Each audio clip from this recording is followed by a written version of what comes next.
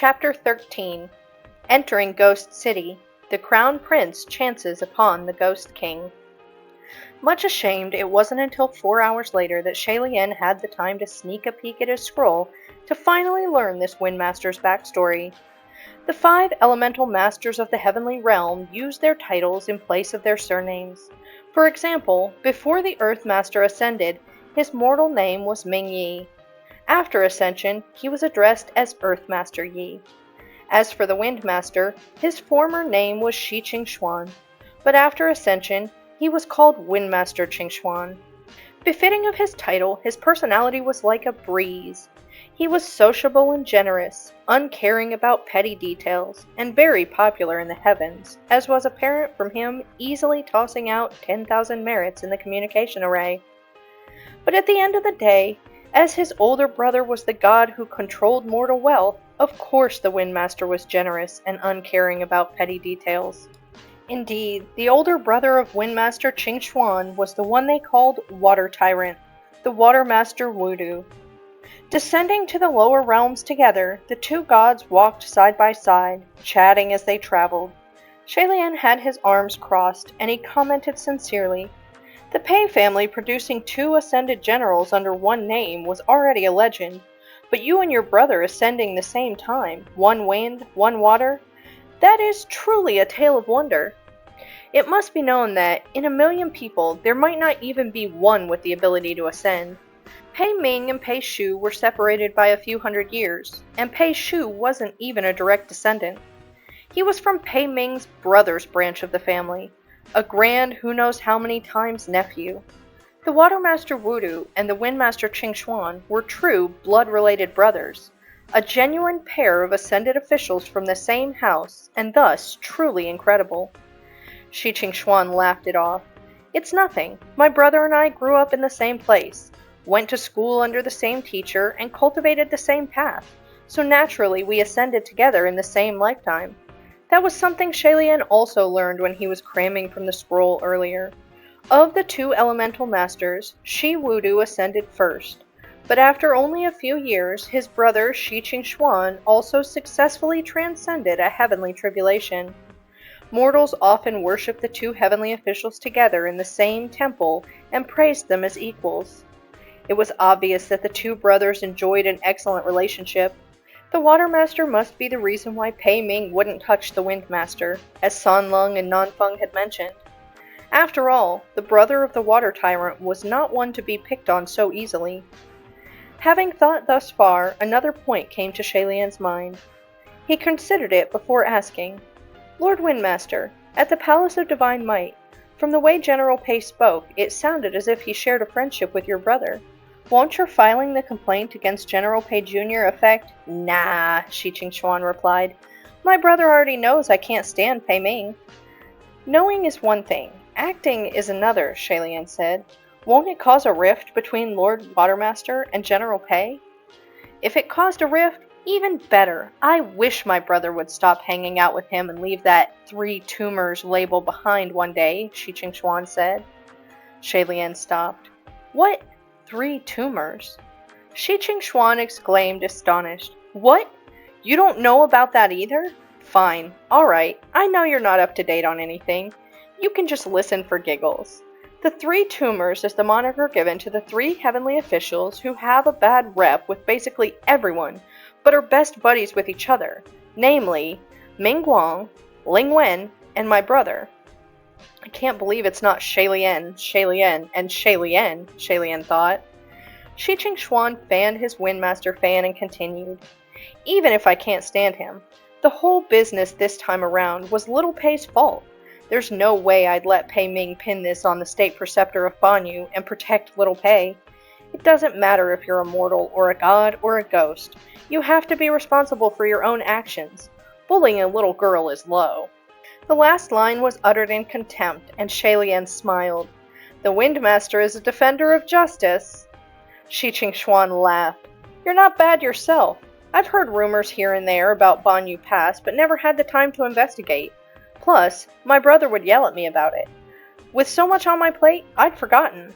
When I heard you ask about it in the communication array the other day, it reminded me that there was such a case pending, and so I went to check it out. Turns out that not only did you ask, you even went there yourself, so I thought, dang, what a guy! This Windmaster certainly had an extremely straightforward and interesting personality, and Shay-Lian could understand now why he was so popular in the heavens. He smiled, surprised to have made the acquaintance of such a heavenly official in the upper court. But just as he turned his head to face him, the white-clad cultivator beside him had transformed into a lady Taoist in white. It was so sudden, Shay-Lian almost stumbled in his step. Lord Windmaster, why this sudden transformation? Oh, truth be told, Your Highness, I'm actually more powerful in this form, Shi Qingxuan preened her long hair. As was mentioned earlier, the Windmaster and the Watermaster were often worshipped together.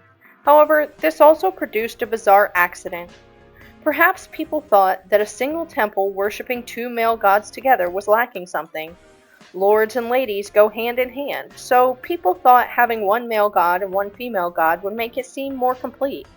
Thus, someone took a certain initiative, and that initiative was to sculpt the Windmaster as a goddess. It didn't end with the goddess statue. They had to make up stories to go with it too. Things like water and wind gods being brother and sister. There was even a version where they were husband and wife. After a few centuries, the falsehoods spread, and from them came even more outlandish legends. The two heavenly officials once read through the tales on a whim and cringed so hard their goosebumps practically spilled off them. Nonetheless, there were more than a few who believed in those outrageous stories, and thus did the Windmaster's gender become confused. "My lady, prithee watch over me," could be heard all over the place. Thus, Shi Qingxuan was also known by the moniker Lady Windmaster. Although silly, such absurd occurrences were not rare. Ling Wen, for example, had a similar experience. She was a lady heavenly official, but she never dressed flamboyantly like other celestial maidens. She was often dressed in black attire. She was competent and efficient, and she spent her days working madly through stacks and stacks of administrative scrolls at her palace. If one should ask any mortal, is Ling Wen a man or a woman, any one of them would respond with confidence, a man. And although her personality was partly to blame, much of it was due to another reason. Come now, of course a civil god must be male. For that alone, when Ling Wen ascended, she suffered brutal disadvantages. She was a civil goddess, but many in the mortal realm thought, how could a woman ever reach that position? How could a lady possibly ensure good fortune in scholarly pursuits? She must not be effective. Thus, no matter how hard she worked, she still only had a few devotees. As time went on, some of her temple attendants were so upset by this treatment that they rebuilt her statues into male forms, transforming Lingwen Yuanjun to Lingwen Zhenjun, and crafted their own astonishing legends and backstories. After this change, her temples became prosperous, and everyone praised how effective Ling Wen was. But in truth, it was still the same heavenly official. Her spiritual powers never changed, and the legends were all fake. Still, the people ate them up. Since then, whenever Ling Wen needed to appear in dreams or show herself to mortals, she could only do so in a male form. By the same logic, because the people believed that it had to be a man and a woman together holding down the fort in the Temple of Wind and Water, that was how it became. Who cared whether you were a god or a ghost? You were whatever people believed you to be. Appearances could be a million miles off the mark from the real thing, and people would still see what they wanted to see. It was something the upper court heavenly officials had long since stopped fretting over. As for Shi Qingxuan, from Shay-Lian's own observations, he didn't appear to mind at all. In fact, he was completely immersed in enjoying himself. Not only that, he was even passionate about dragging others into it, making Shay-Lian wonder about the real gender of the lady in black who was with the Windmaster before. In the 4 hours they spent traveling down from the heavenly realm together, Shi Qingxuan had tirelessly tried to persuade Shay-Lian to disguise himself as a woman, with extremely convincing reasons such as, women have stronger yin energy, therefore it'll be much easier for you to hide in the Ghost City crowds. Shay-Lian thought about it, but then courteously rejected the idea. I don't have enough spiritual energy to transform. To that, Shi Qingxuan replied enthusiastically, I'll lend you mine. Isn't that the whole reason why the Heavenly Emperor appointed me to this mission? My lord, please save your powers for when we're actually fighting the enemy. Shi Qingxuan couldn't persuade Shailian, so she stopped pushing. By that time, the two had reached a wild field in the middle of nowhere. The night had deepened, and crows cawed raucously in the pitch-black woods. The air was ominous and desolate. Shailian watched for a moment before he said, "Let's wait here. This place is thick with yin energy, and there's a large graveyard nearby, so there should be at least one or two going to the market. We'll follow them when the time comes." Thus, the pair crouched on top of a burial mound and waited. They weren't in that position for long when Shi Qingxuan reached into a sleeve, rummaging around, and dug out a small jug of liquor. "You want some?" Shailian reached for the jug and took a sip, felt his throat burn, and then gave the jug back. "Thanks." Shi Qingxuan took the jug and gulped down a couple of swallows. "You can't drink?" "I can," Shailian replied, "but excessive drinking causes insanity, so a simple taste is enough. What time is it?" Shi Qingxuan hummed and replied, "It's midnight." It should be about time then," Shailian said. Just as he finished his sentence, the two saw a faint row of lights appear deep in the woods. That faint row of lights slowly came closer and closer. When it emerged from the forest, the two finally saw that it was a group of expressionless women dressed in white, walking in a line. Some were old, some were young, some beautiful, some ugly. Each of them was wearing funeral garb and had a white lantern in hand, walking at an easy pace. They had to be female ghosts heading to the Ghost City markets in the deep night. "Let's follow them," Shailian whispered. Shi Qingxuan nodded, took a last swig from the jug, and tossed it aside. They then stood up and casually trailed behind the group of ghosts. The two had already prepared by erasing their spiritual aura. When they walked, they were like person-shaped logs without the scent of life. The band of female ghosts before them held their white lanterns and followed an unknown path in the dark woods, strolling while chatting in delicate voices. "I'm so glad Ghost City's open again. I need a facial," one said. "What happened to your face? Didn't you just get one?" another replied. The first one responded, "It rotted again. The one who served me last time said it was guaranteed fresh for a year, but it hasn't even been half that." Shailian and Shi Qingxuan trailed behind them, listening to their chatter, and didn't speak a word. When they heard something funny, at most, their lips would twitch and they'd share looks with each other. After about an hour, the group came to a valley. A faint red light emitted from deep within it, and there was music wafting in the ethereal night. Shailian grew more and more curious to finally see for himself what Ghost City looked like. Yet, unexpectedly, just as they were entering the valley, the last ghost in line suddenly turned her head and discovered them. Confused, she asked, "Who are you two?" The question made the ghastly pale-faced heads turn, and the women surrounded them, curious. "When did they start following us? These two weren't part of the group when we left the burial grounds. Which burial ground did you come from? How come we've never seen your faces?" Shailian cleared his throat. "We came from a burial ground much further away, so of course you've never seen us." Shi Qingxuan smiled too. "That's right, we've traveled a long way just to reach Ghost City." The white-clad female ghosts were silent and stared at them expressionlessly. If they were anyone else, they'd probably fall to the ground shivering in fright. Shailian wasn't afraid of having their identities exposed, though. These meek female ghosts could hardly threaten them. Still, since Ghost City was right before their eyes, it wouldn't be wise to start anything so close to their target, lest they alert their enemy. Just then, one of the women, staring at Shi Qingxuan, spoke up languidly. "Mei, your face is very nicely maintained," she said. Shailian and Shi Qingxuan were taken aback. Then, the two immediately nodded uniformly. Shailian replied, "It's all right, not bad." Shi Qingxuan copied his tone and said, "Pretty good, right?" All the female ghosts then approached and started a discussion. "Yeah, not rotten at all. Mei, where did you get your face done? What's your secret? Can you recommend a place?" Shi Chuan didn't know how to respond, so she only laughed awkwardly to delay answering. Just then, the group turned around and suddenly crimson light flooded Shalian's vision. A strange and mysterious world opened before him. They were on a long street. It was so long that there was no end in sight.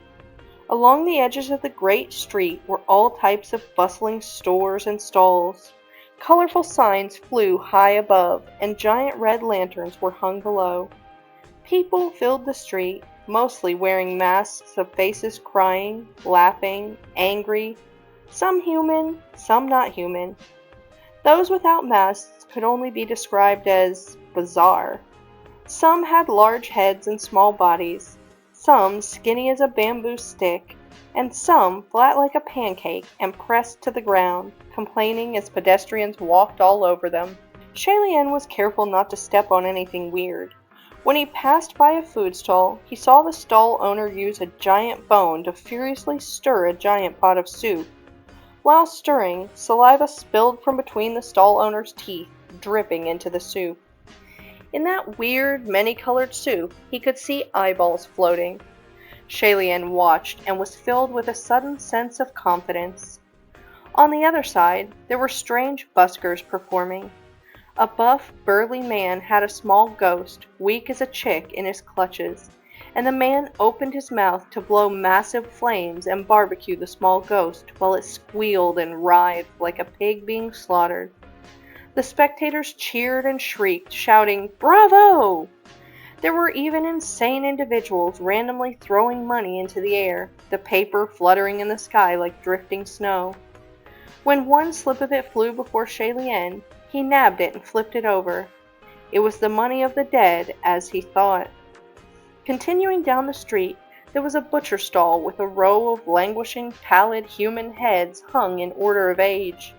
As indicated on their price tag, a child's meat was this much, a youth's meat was that much, a grown man's meat cost this amount, a mature woman's meat went for that much, cartilage sold for this. The apron-clad butcher, knife in hand, was a boar with thick, black hair. What it was chopping under its knife was a muscular human leg, still twitching. This was truly a swarm of evil, a carnival of hell. Humans butchering pigs was a common sight, but pigs butchering humans wasn't, so Shalian couldn't help but steal a few extra peeks. The boar noticed him watching, though, and immediately reacted. "What are you looking at? You buyin'?" Shalian shook his head. "No." The boar butcher continued to chop violently into the cutting board, blood spraying all over. He yelled, voice rough, "If you ain't buyin', then don't watch. Fucking trying to start something. Get out of here." Shalian got out of there, but just as his steps quickened, he suddenly realized something very bad. That group of female ghosts and Shi Chuan had disappeared without a trace. Shocked, Shalian wanted to connect with the Windmaster at once within the communication array, afraid that she was really dragged away by those ghosts to do facials. However, this was Ghost City, and the communication spells used by the Heavenly Realm were restricted. The connection to the array didn't work, so he had no choice but to wander the streets aimlessly in search of the missing Windmaster. As he walked, someone suddenly grabbed him. Already alert and tense, Shalian reacted instantly. "Who?" The one who stopped him was a woman, and she was surprised by Shalian's reaction. But after seeing his face clearly, she started giggling, playing coy. "Hey there, little Gaga. You're looking mighty fine." This woman was in an exceedingly revealing dress, her makeup terrifyingly loud. The white powder was uneven, and when she opened her mouth, clumps of it would flake off her face. Her bosom was stuffed full as if something were packed under her flesh. Truly a shocking sight. Shalian gently pushed away her thin, claw-like fingers and said, "Miss, there's no need to speak like that." The woman was stunned at first, then burst out laughing. "Dear Lord! Miss? Who still calls me that in this day and age?" The people around them all seemed to think it was funny too, and they started laughing along. Shalian shook his head, but before he could speak, the woman pounced on him. "Oh, Don't go! Little Gaga, I like you. Come and have fun with me all night. I won't ask for money. She pouted and winked. But I will charge. What a sin! Shalian repented inwardly, then kindly but firmly pushed her away. He chided gently. Miss, please. Yet the woman suddenly appeared to be annoyed and screeched. Stop calling me miss! Ain't no one here who cares for it. Quit wasting my time, are you coming or not? To tempt Shalian further, the woman suddenly unlaced her already revealing shirt. Her boldness caught Shalian off guard, and he didn't stop her in time, so he sighed softly again, turning his eyes away. He continued on his way, stepping around her. However, the female ghost stopped him again and continued her teasing. Do you like what you see? Little did she realize, Shalian had grown up in the royal holy temple, practicing abstinence for most of his mortal life. His body and mind had always been guarded and as steady as the mountains. It didn't matter what he saw, his heart was still as water. Anything unseemly would make him automatically chant Dao De Jing sonorously in his mind, keeping him completely indifferent. Unsuccessful in her temptation, the female ghost's expression changed, and she tisked him. You don't want any of this? Not even for free? Are you even a man? Shalian moved his eyes away. I am. Then prove it, the female ghost yelled.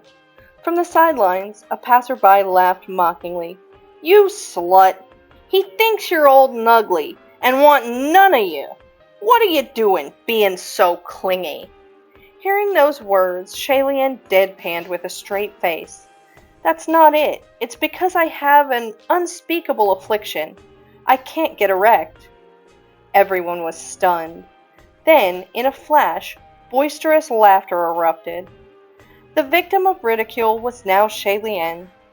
None had ever met a man who was brave enough to announce in public that he had such a problem. However, to someone like Shalian, it didn't matter in the least whether his root of evil could sin or not, so he'd developed the habit of using that as an excuse to get out of these kinds of situations. And it was a method that worked excellently every single time. Sure enough, the female ghost redid her shirt immediately and stopped pestering him. No wonder you're like this. What a pig. If you have a problem, why didn't you say so sooner? Not far behind them, the boar butcher chopped down again and yelled, Fucking slut! That's what you say! What's wrong with pigs? The female ghost wasn't scared and yelled right back, Yeah, what's wrong with pigs? Fucking animals! Soon, the long street was filled with shouting and squawking and people hollering, That ghost woman Lan Chong is starting shit again. Butcher Zhu is chopping ghosts. The two sides rowdily started tearing into each other, and in the midst of that pandemonium, Shalian was finally able to slip away. After he'd put some distance between them, he looked back toward the crowd and heaved a sigh. Shalian walked a bit more, and soon he came upon further commotion ahead. He stopped in front of a gigantic red building. This building was extraordinary in its grand and imposing style. Its columns, roofs, walls, and everything were painted a magnificent bright red, and the floors were covered in thick, exquisite carpet. If it must be compared, this building was on par with heaven's palaces. The only difference was one of aesthetics. This place was more spectacular and sumptuous than stately and dignified. Crowds flowed in and out of the doors, and loud, excited voices boomed from the inside. Very lively. Upon a closer look, Shalian saw that this place appeared to be a gambler's den. Shalian walked up to the doors, and on the two pillars at the entrance there were a set of couplets. The left said, Money over life, and the right said, Gains over shame. On the top horizontal beam it said, Ha ha ha ha. The lines were vulgar and crass, not worthy of being entrance couplets. The calligraphy was also wild, clumsy, and frenzied, a disgrace to call it calligraphy at all. It was as if someone took a brush while drunk and scribbled with foul intent, and then the words were blown over by a blast of evil aura to form it. Shalien was once heir to the throne, and he was taught calligraphy by the finest teachers in the land. The characters he saw before him now were a real tragedy. In fact, the characters were so hellish that Shalien started to think they were kind of funny and shook his head. The Windmaster wouldn't be hanging around here, he thought. I'd have a better chance searching the beauty parlors for female ghosts. He certainly should have just moved on, yet inexplicably, after only a few steps, he turned back around and went inside. In the main hall of the gambler's den, the crowd was packed in from wall to wall. Innumerable heads were moving, and laughter and desperate cries alike choked the air.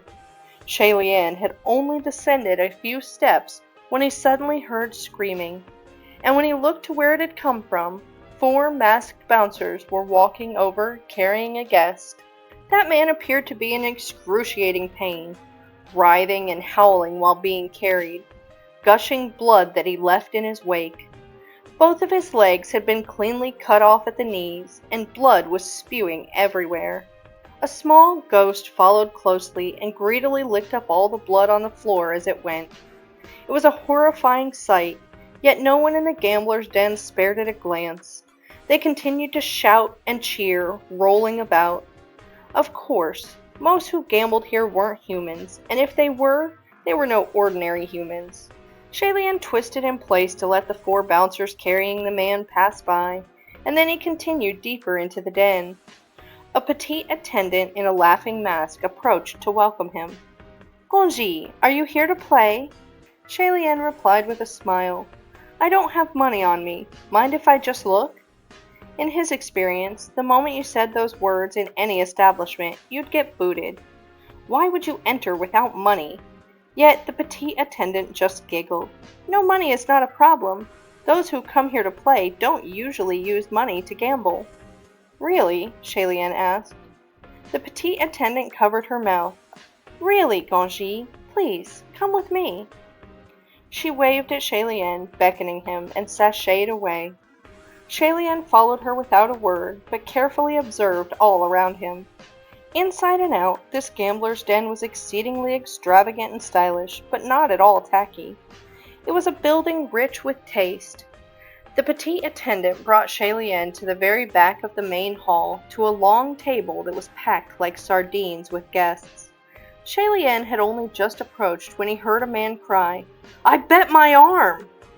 There were too many onlookers. Shalien couldn't get through and could only listen from the outskirts of the crowd. Suddenly, he heard another voice lazily respond, "No need. Never mind your arm. Even your shit life is worthless here." Hearing that voice, Shalien's heart suddenly jumped. He silently mouthed the name, San Lung.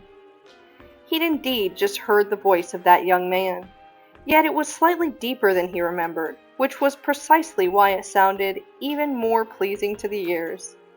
Despite being surrounded by boisterous brouhaha, the voice still rang loud and clear, and cut through the cacophony of the gambler's den to reach him. Shalien looked up. Only then did he notice that behind the long table there was a screen curtain, and behind the curtain he could see a faint red figure lying back, lounging on a chair.